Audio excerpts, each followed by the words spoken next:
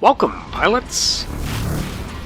This video is part of my guide detailing every high-security combat site.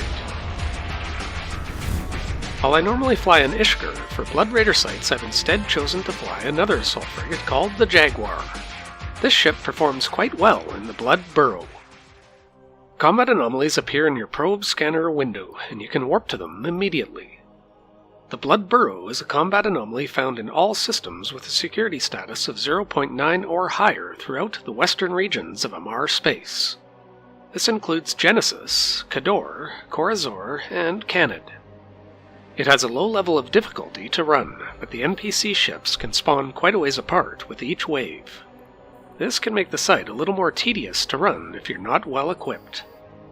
While it does have the potential for loot drops, this seems significantly more rare than it is for the Blood Hideaway, Refuge, or Den. It also does not appear to have any chance of escalating. The site comes in two different configurations. The first configuration of the Blood Burrow consists of a central rock formation with bunkers a ways off on either side. This configuration is much more straightforward, with 5 waves of up to 4 Blood Raider frigate or corvette NPCs. The final wave with the potential faction frigate will spawn to the left of the main rock formation, near a freight pad flanked by 2 bunkers. The second configuration of the Blood Burrow consists of an asteroid station next to a series of freight pads and storage silos. The initial defenders are split into 2 groups. The group above the beacon will have 1 or 2 Blood Raider frigate NPCs and can actually be ignored. The group near the base will have 3 or 4 Blood Raider frigate NPCs and must be destroyed to spawn the second wave. The second wave spawns 3 or 4 Blood Raider frigate NPCs near the base and must be destroyed to spawn the third wave. The third wave spawns 1 or 2 Blood Raider frigate NPCs way off near a wreckage, and again must be destroyed to spawn the fourth wave.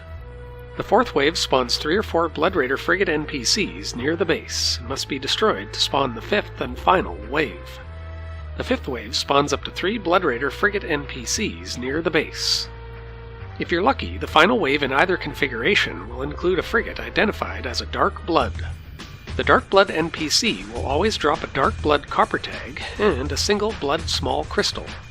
While I did not witness any additional loot besides the faction crystals while gathering footage for this video, I suspect there is a very small chance that a Dark Blood module could drop.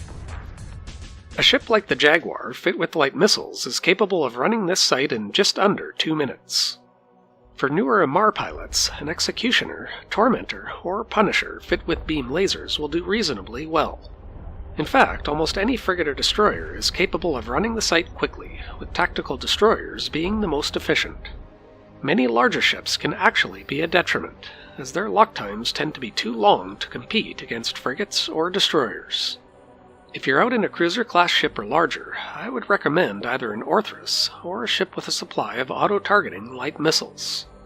Relying on drones can also be a detriment, as they have to travel quite a distance between NPC spawn points.